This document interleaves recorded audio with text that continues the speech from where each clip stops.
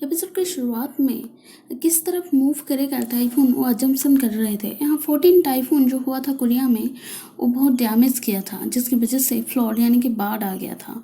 अब न्यूज़ देखने के बाद यहाँ हाक्यूंग की मम्मी बोलती है कि फोरकास्टिंग सही हुआ तो हाक्यूंग को क्रिटिसाइज होना नहीं पड़ेगा। यहाँ हाक्यूंग सीओ के पापा को इसलिए लाई थी ताकि वो दोनों के बीच के रिलेशनशिप अच्छा हो जाएगी ये सोच के। यहाँ सीओ उसके पापा की वजह से उल्टा हाक्यूंग के ऊपर चिल्लाता है और हम ब्रेकअप कर लेंगे आज से ये बोल के चला जाता है। अब यूजिन हॉस्पिटल से चली जाती है बिना कुछ बोले इसे। अब 8 आवर के अंदर और एक टाइफून होने वाला था। ये न्यूज़ सुनने के बाद यहाँ चीफ हाक्यूंग को जेजू टाइफून सेंटर में ज्वाइन करने के लिए बोलता है। यहाँ सीओ और हाक्यूंग ये दोनों के रिलेशनशिप के बारे में ये तीनों को कैसे पता चला उस सिचुएशन के बारे में ये तीनों मिलकर डिस्कशन कर। ये सब सुनने के बाद म्योंजो बोलती है कि ऐसे प्रिटेंड करो जैसे हमें कुछ मालूम ही नहीं है। तब डोंगयान ये इन तीनों को बात सुन लेता है तो पूछता है क्या है वो, कौन सी बात है। तो ये लोग बोलते हैं कि नहीं कुछ नहीं, उनको पता होगा, ये बाद में बात कर रहे थे। तो डोंगयान बोलता है कि तुम लोग मेरे बारे में बात कर रहे हो ना, तो तुमको पता चल गया मैं डिवोर्स देने वाला हूँ। इधर हाक्यूंग देखती है कि सीओ के पापा के पास पैसा नहीं है कार हायर करके जाने के लिए। तब ये पूछता है कि अगर तुम्हें ये सब पहले से मालूम था तुम मुझे यहाँ लाए ही क्यों थे। मतलब सीओ उसे देख के खुश नहीं होगा, अगर ये तुमको मालूम थी तो तुम मुझे लाए ही क्यों थे। तो हाक्यूंग बोलती है मेरे पास भी एक सवाल है, तो तुम्हारे बेटे का ये हालत में तो तुम्हें सिर्फ पैसे की ही पड़ी है। अब डोंगयान दिवस के पेपर देखने के बाद बहुत फ्रस्ट्रेटेड हो रहा था। अब बोमिन की फ़ोटो देखता है मोबाइल में तो मुस्कुराता है। तो हाक्यूंग जाने के लिए कुछ पैसा देता है इसे और सीओ के पापा को और कैब पकड़ के खुद ऑफिस पहुंचते हैं।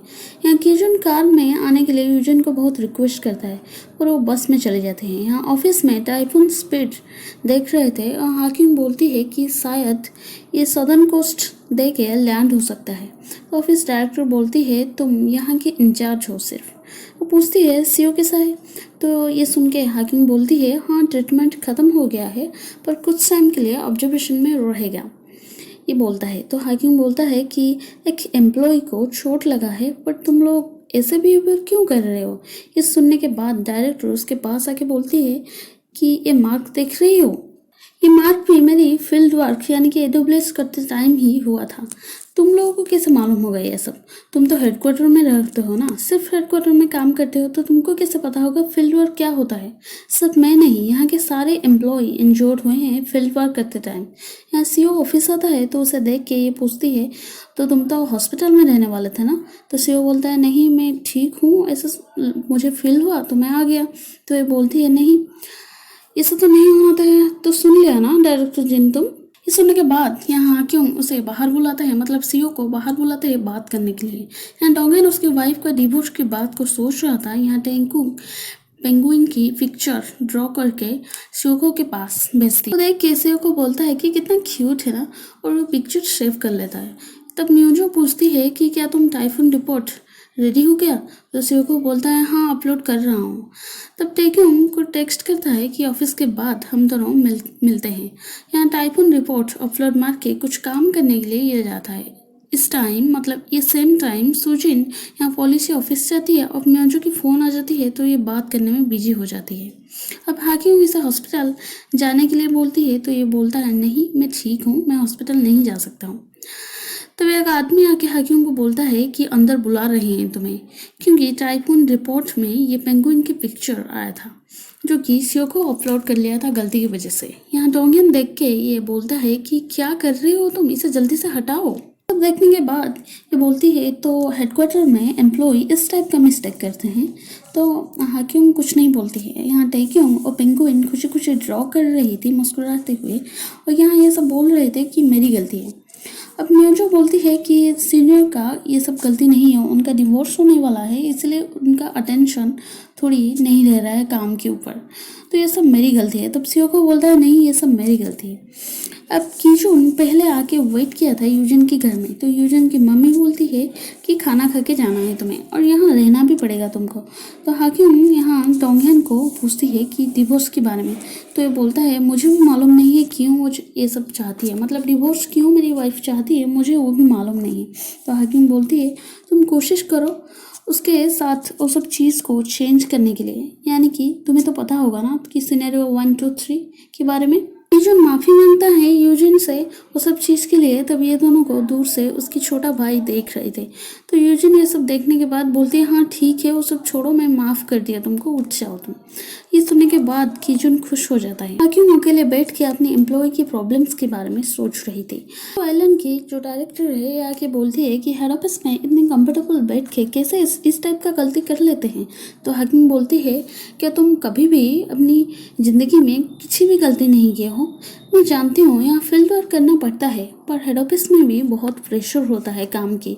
तो ये बोलती है तो तुम क्या सोल्व कर रहे हो?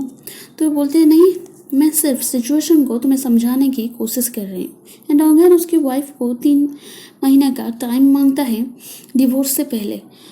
बोलता है कि मैं पूरी कोशिश करूँगी, जो सब कुछ नहीं किया तुम्हारे लिए यानी कि फैमिली के लिए वो सब करने की कोशिश करूँगी। पर ये कुछ नहीं बोलती है तो डोंगन वहाँ से चला जाता है।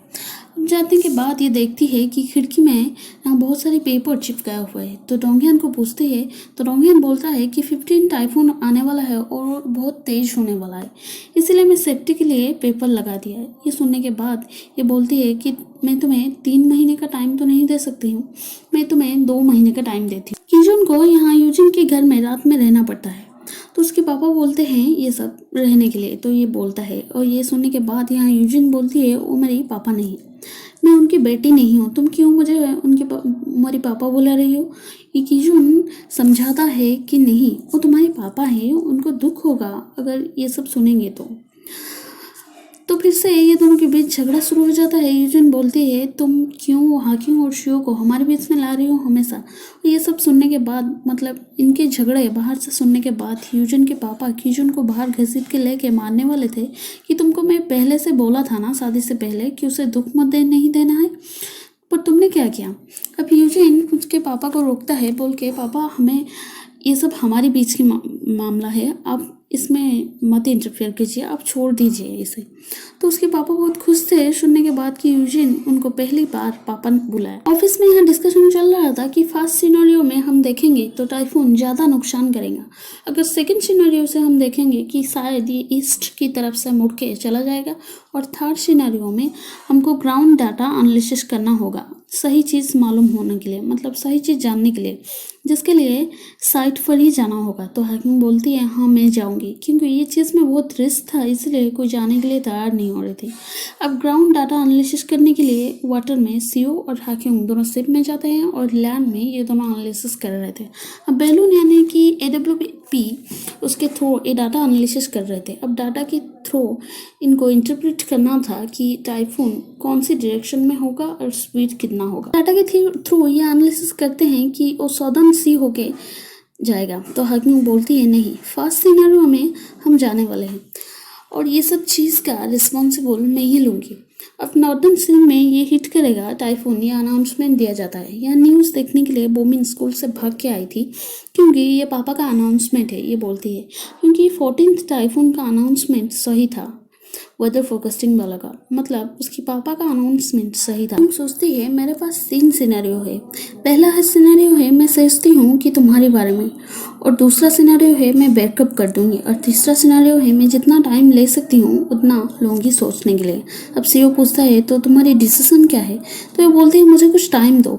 अब सीओ को बोलता है कि मैं कभी भी इस टाइप का गलती नहीं किया हूँ पहले से, क्योंकि ये सब हो रहा है मैं समझ नहीं पा रही हूँ वो सब चीज़ को, मैं कंसंट्रेट क्यों नहीं कर पा रही हूँ वो भी मैं खुद समझ नहीं पा रही हूँ। तो टेकिंग बोलती है इसका रीज़न क्या मैं हूँ? तो सीओ को बोलता है हाँ शायद। तो टेकिंग उसे किस कर देती है और प्रपोज भी करती है।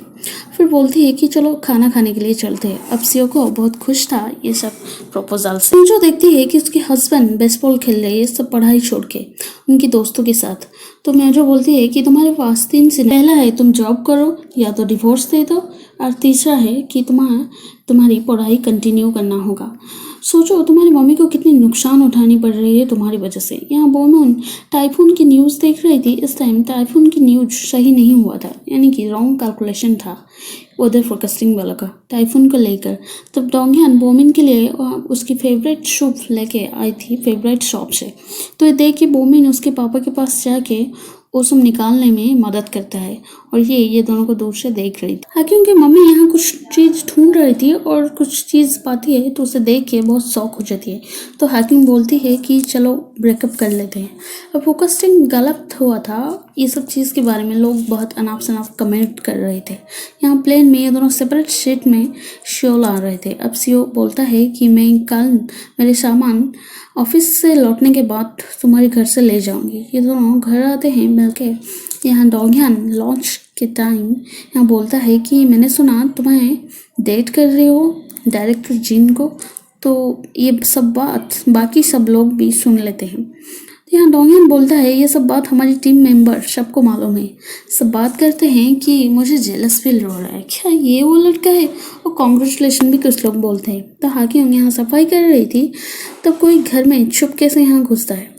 और फिर से सीईओ आके बोलता है कि ऑफिस में सबको मालूम हो गया है कि हम डेट कर रहे थे ये बारे में। तो ये बोलती है क्या। अब हाकिम की मम्मी दूसरे रूम से आके बोलती है मुझे मालूम है। दोनों की किश्क की वाले फ़ोटो दिखाती हैं। वो देख के ये दोनों अब नज़र नहीं मिला पा रहे थे और दूसरी तरफ मुड़ जाते हैं और यहीं पर एपिसोड ख़त्म हो जाता है। Thank you.